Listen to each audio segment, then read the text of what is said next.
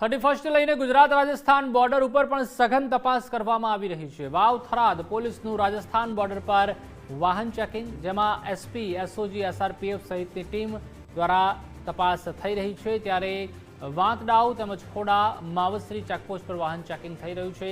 31 ધ્યાનમાં રાખીને હંગામી ચેકપોસ્ટ પણ ઊભી કરવામાં આવી છે। નળાબેટ ધરણીધર ભગવાનના મંદિરે ચુસ્ત બંદોબસ્ત ગોઠવવામાં આવ્યો છે। તમામ ચેકપોસ્ટને સીસીટીવીથી સજ્જ કરાઈ છે। ચેકપોસ્ટ પર ડ્રોન કેમેરાથી બાજ નજર રાખવામાં આવી રહી છે।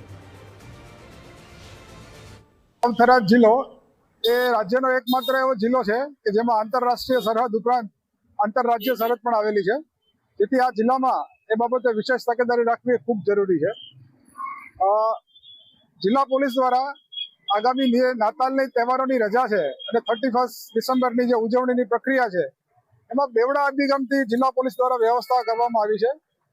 વાવ થરાદ જિલ્લાના જે પ્રવાસનના સ્થળો છે, દાખલા તરીકે નળાબેટ છે, ધરણીધર ભગવાનનું મંદિર છે, આ વિસ્તારોની મુલાકાતે જે લોકો મુસાફરો જે આવે છે, પ્રવાસીઓ આવે છે, એ પ્રવાસીઓ જે પરિવાર સાથે આવતા હોય એ લોકોને કોઈ પણ પ્રકારની અડચણ ન થાય અને આ વિસ્તારમાં એક સુરક્ષિત વાતાવરણ મળે અને એક ભયમુક્ત વાતાવરણ મળે અને સૌથી વધારે અગત્યનું ટ્રાફિક વ્યવસ્થા સુચારૂપ જળવાય એ માટેની તમામ વ્યવસ્થાઓ આપણે જિલ્લા પોલીસ દ્વારા કરી છે।